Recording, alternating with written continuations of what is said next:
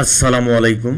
Financial market ইউনিভার্সিটির ধারাবাহিক Bangla tutorial পর্ব 92 এবং টেকনিক্যাল অ্যানালাইসিস পরিচিতি পর্ব 34-এ আপনাদের স্বাগতম। আজকে আমি আলোচনা করব কমোডিটি চ্যানেল ইন্ডেক্স বা সিসিআই দিয়ে আপনারা কিভাবে ট্রেড করবেন। সর্বপ্রথম আসেন আমাদের চার্টে আমরা সিসিআই বা কমোডিটি চ্যানেল ইন্ডেক্স ইন্ডিকেটরটি অ্যাড করে নেই। তো এরপরে লক্ষ্য করেন এই সিসিআই ইন্ডিকেটরের সেটিংস উইন্ডোটা ওপেন হয়ে গেছে। তো এই জায়গায় লক্ষ্য করেন প্যারামিটার্স, এরপরে পিরিয়ড। এই পিরিয়ডের এইখানে আপনারা 20 ইউজ করবেন। আপনারা বাই ডিফল্ট যে সেটিংস দেওয়া থাকবে, বাই ডিফল্ট পিরিয়ডের এখানে 14 দেওয়া থাকতে পারে। তো আপনারা এখানে 20 ইউজ করবেন। মনে রাখবেন 14 ইউজ করলে আমাদের ফলস সিগন্যাল বেশি আসে, 20 ইউজ করলে আমাদের ফলস সিগন্যাল কম আসে। মনে রাখবেন 14 পিরিয়ডের পরিবর্তে 20 পিরিয়ড ইউজ করলে আমাদের যে সিগন্যালগুলো আসবে এই সিগন্যালগুলোর উইনিং রেশিও 14 পিরিয়ডের থেকে অনেক বেশি হবে। এরপরে লক্ষ্য করেন লেভেল। এই কমোডিটি চ্যানেল ইন্ডেক্সের দুটি লেভেল থাকে, একটা হচ্ছে নেগেটিভ 100 বা -100, আরেকটা হচ্ছে পজিটিভ 100। এরপরে ওকেতে ক্লিক করবেন। এরপরে লক্ষ্য করেন চার্টে আমাদের এই সিসিআই ইন্ডিকেটরটি অ্যাড হয়ে গেছে। তো মনে রাখবেন আমাদের এই সিসিআইয়ে আমরা যে পিরিয়ডটা ইউজ করতেছি তা হচ্ছে 20 পিরিয়ড আমরা ইউজ করব।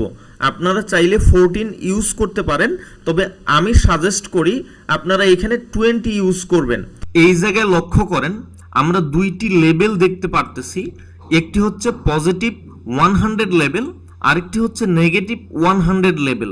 মনে রাখবেন যখন এই সিসিআই লাইন পজিটিভ 100 লেভেলের উপরে অবস্থান করে, পজিটিভ 100 লেভেলকে ব্রেক করে ক্রস করে উপরের দিকে যায়, তখন মার্কেট স্ট্রং আপ ট্রেন্ড নির্দেশ করে।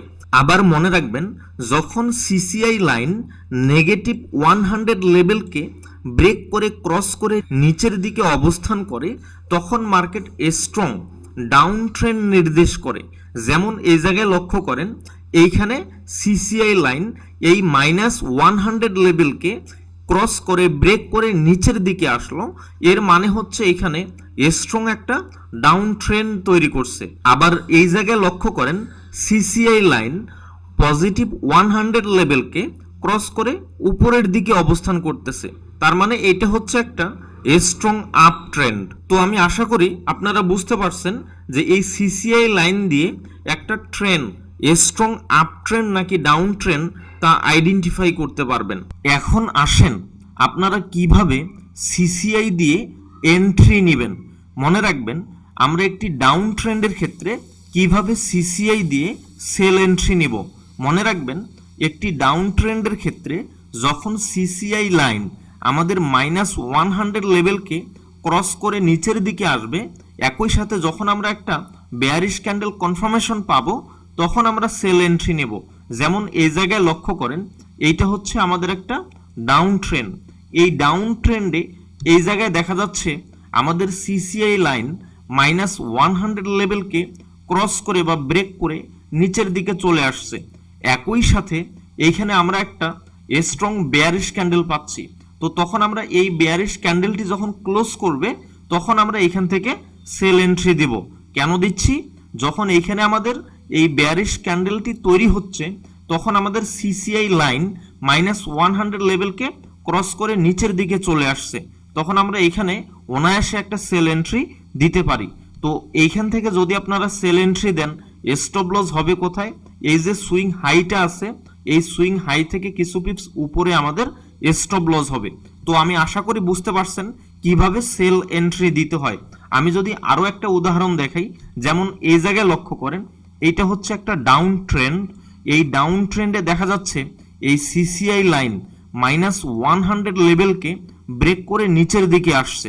ব্রেক করে যখন নিচের দিকে আসছে এইখানে, তখন আমাদের দেখতে হবে একটা বেয়ারিশ ক্যান্ডেল আসছে কিনা। তো এই জায়গায় লক্ষ্য করেন আমাদের এইখানে আমরা একটা বেয়ারিশ ক্যান্ডেল দেখতে পারতেছি। তো যেহেতু আমাদের এই সিসিআই লাইন -100 লেভেলকে ক্রস করে নিচের দিকে আসছে, তখন এইখান থেকে আমরা একটা স্ট্রং বেয়ারিশ ক্যান্ডেল পাচ্ছি, সো তখন আমরা এইখান থেকে একটা সেল দিতে পারি। মনে রাখবেন যে ক্যান্ডেলটা থেকে আপনারা সেল দিচ্ছেন সেই ক্যান্ডেলটিকে অবশ্যই স্ট্রং বেয়ারিশ ক্যান্ডেল হইতে হবে। বুলিশ ক্যান্ডেল বা ডোজি ক্যান্ডেল হইলে সেল দেওয়া যাবে না। আপনাকে তখন অপেক্ষা করতে হবে যতক্ষণ না পর্যন্ত একটা স্ট্রং বেয়ারিশ ক্যান্ডেল তৈরি হচ্ছে, ততক্ষণ পর্যন্ত সেল দেওয়া যাবে না। আশা করি বুঝতে পারছেন। এরপরে আসেন সিসিআই ইন্ডিকেটর দিয়ে কিভাবে আপনারা বাই এন্ট্রি নেবেন। মনে রাখবেন একটি আপ ট্রেন্ডের ক্ষেত্রে যখন সিসিআই লাইন আমাদের 100 লেভেলকে ক্রস করে উপরের দিকে যাবে এবং একটি বুলিশ ক্যান্ডেল তৈরি করবে, তখন আমরা বাই এন্ট্রি দেব। যেমন এই জায়গায় লক্ষ্য করেন, আমরা এই সুইং হাই সুইং লো দেখে বুঝতে পারতেছি যে এর ডাউন ট্রেন্ড শেষ হয়ে গেছে, সেইখানে আপ ট্রেন্ড তৈরি করতেছে। তো একটি আপ ট্রেন্ডের ক্ষেত্রে যখন দেখবেন এই সিসিআই লাইন 100 লেভেলকে এইভাবে ক্রস করে উপরের দিকে গেছে, একই সাথে আমরা একটা বুলিশ ক্যান্ডেল পাচ্ছি, তখন আপনারা বাই এন্ট্রি দিবেন। যেমন এই জায়গায় লক্ষ্য করেন, আমরা যদি এই ক্যান্ডেল স্টিকটার দিকে তাকাই, এইটা হচ্ছে একটা স্ট্রং বুলিশ ক্যান্ডেল।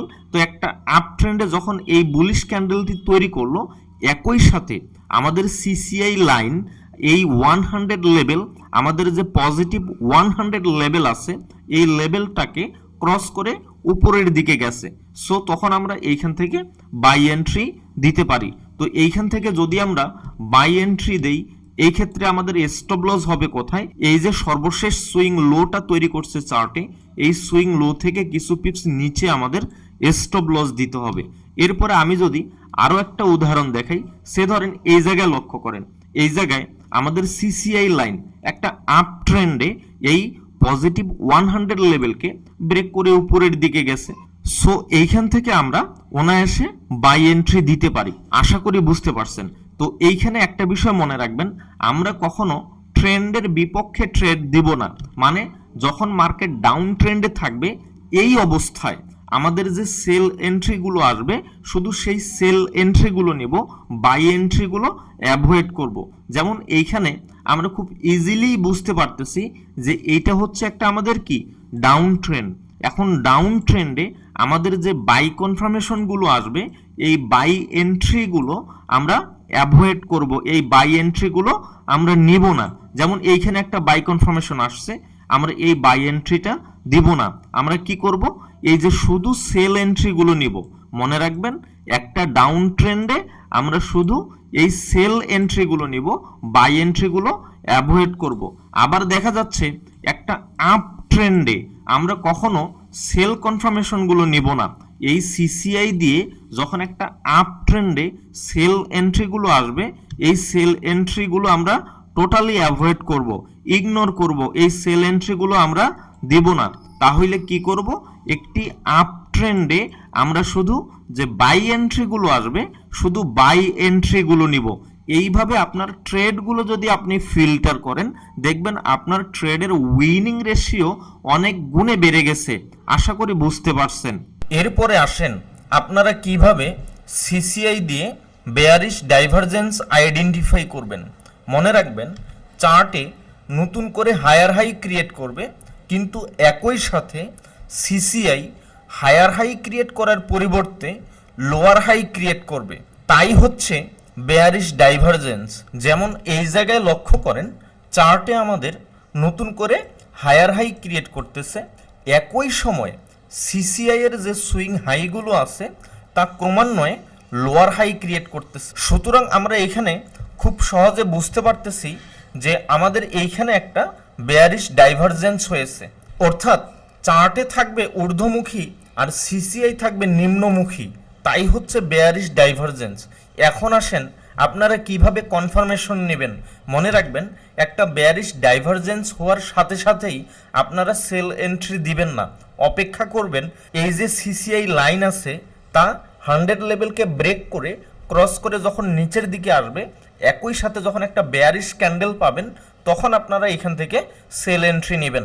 এরপরে আসেন আপনারা কিভাবে বুলিশ ডাইভারজেন্স আইডেন্টিফাই করবেন। মনে রাখবেন যখন চার্টে নতুন করে লোয়ার লো ক্রিয়েট করবে, একই সাথে আমাদের সিসিআই নতুন করে লোয়ার লো তৈরি করার পরিবর্তে হায়ার লো ক্রিয়েট করে তখন তাকে বুলিশ ডাইভারজেন্স বলে। যেমন এই জায়গায় লক্ষ্য করেন, চার্টে আমাদের লোয়ার লো তৈরি করতেছে, ঠিক একই সময়ে আমাদের সিসিআই নতুন করে লোয়ার লো তৈরি না করে এখানে একটা হায়ার লো তৈরি করছে। সুতরাং এইটাকে আমরা একটা বুলিশ ডাইভারজেন্স বলতে পারি।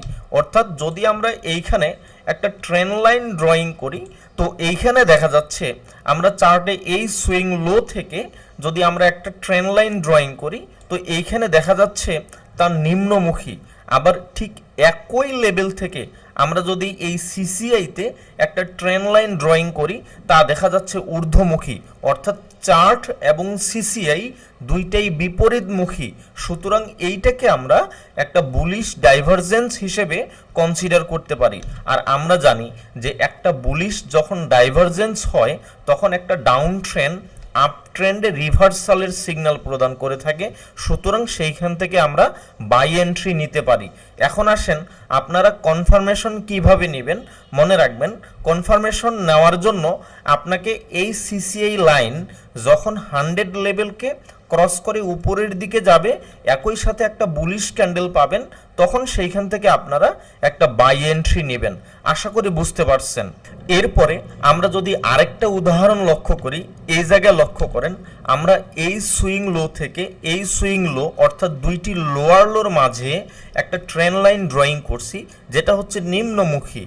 একই সাথে আমরা সিসিআইতে আমরা একই লেভেল বরাবর আরেকটা ট্রেন্ড লাইন আমরা সিসিআইতে ড্রয়িং করছি, যেটা হচ্ছে ঊর্ধ্বমুখী। সুতরাং এইখানে আমরা বুঝতে পারতেছি যে এইখানে একটা বুলিশ ডাইভারজেন্স হয়েছে। তো বাই এন্ট্রিটা দেব কিভাবে? যখন 100 লেভেলকে ক্রস করে এই সিসিআই লাইন উপরে যাবে, একই সাথে আমরা একটা বুলিশ ক্যান্ডেল কনফার্মেশন পাবো, তখন আমরা এই লেভেলটা থেকে বাই এন্ট্রি দিব। আশা করি বুঝতে পারছেন। এরপরে আসেন যে এই সিসিআই ইন্ডিকেটরটি দিয়ে আপনারা কিভাবে মার্কেট ওভারবট নাকি ওভারসোল্ড তা আইডেন্টিফাই করবেন। মনে রাখবেন, এই সিসিআই লাইন ঠিক কত লেভেল পর্যন্ত গেলে মার্কেট ওভারবট বা ওভারসোল্ড হবে তার নির্দিষ্ট কোনো লেভেল নাই। মনে রাখবেন, সাধারণত এই সিসিআই দিয়ে মার্কেটের ওভারবট আইডেন্টিফাই করা হয়। মনে রাখবেন, সাধারণত প্রিভিয়াস সিসিআই লেভেলটাকে তার পরবর্তী ওভারবট জোন হিসেবে কনসিডার করা হয়। যেমন এই জায়গায় লক্ষ্য করেন, আমাদের প্রিভিয়াস সিসিআই এর 100 লেভেলের উপরের সুইং হাই ছিল এই লেভেলটা। তো পরবর্তীতে আমাদের এই লেভেলটাকে ওভারবট জোন হিসেবে কনসিডার করা হয়। অর্থাৎ পরবর্তীতে যখন এই সিসিআই পুনরায় আবারও এই লেভেলটার কাছাকাছি বা এই লেভেলটা পর্যন্ত যায়, তখন মার্কেটের ওভারবট হিসেবে কনসিডার করা হয়। এরপরে লক্ষ্য করেন, যখন আমাদের 100 লেভেলের নিচে সিসিআই একটা সুইং লো তৈরি করতেছে, পরবর্তীতে এই সুইং লো লেভেলটাকে আমরা ওভারসোল্ড জোন হিসেবে কনসিডার করতে পারি। তো পরবর্তীতে যখন আবার এই সুইং লো পর্যন্ত মার্কেট প্রাইস আসছে, সো এইটাকে আমরা তখন পরবর্তীতে ওভারসোল্ড হিসেবে কনসিডার করতে পারি। তবে মনে রাখবেন, সাধারণত 200 পজিটিভ এবং নেগেটিভ অর্থাৎ -200 এবং +200 লেভেলটাকে মার্কেটের ওভারবট বা ওভারসোল্ড জোন হিসেবে আমরা কনসিডার করতে পারি। অর্থাৎ পজিটিভ 200 বা +200 একটা লেভেল আপনারা অ্যাড করে নেবেন। এই 200 লেভেলটাকে আপনি ওভারবট জোন হিসেবে কনসিডার করতে পারেন। একই সাথে আপনি এই -200 বা -200 লেভেলটাকে ওভারসোল্ড জোন হিসেবে আপনি কনসিডার করতে পারেন। তো আমি আশা করি আপনারা বুঝতে পারছেন যে সিসিআই দিয়ে কিভাবে ট্রেড করবেন এবং কিভাবে সিসিআই দিয়ে ওভারবট ওভারসোল্ড আইডেন্টিফাই করবেন এবং ডাইভারজেন্স আইডেন্টিফাই করবেন। এরপরেও যদি না বুঝে থাকেন তাহলে অবশ্যই কমেন্টস করে জানাবেন। তো আজকের টিউটোরিয়ালটি আমি আর দীর্ঘায়িত করতেছি না, পরবর্তী লেকচার ভিডিও টিউটোরিয়ালগুলো দেখার আমন্ত্রণ জানিয়ে আজকের টিউটোরিয়ালটি এখানেই সমাপ্ত করতেছি। দোয়া করি সবাই ভালো থাকবেন, সুস্থ থাকবেন। আল্লাহ হাফেজ।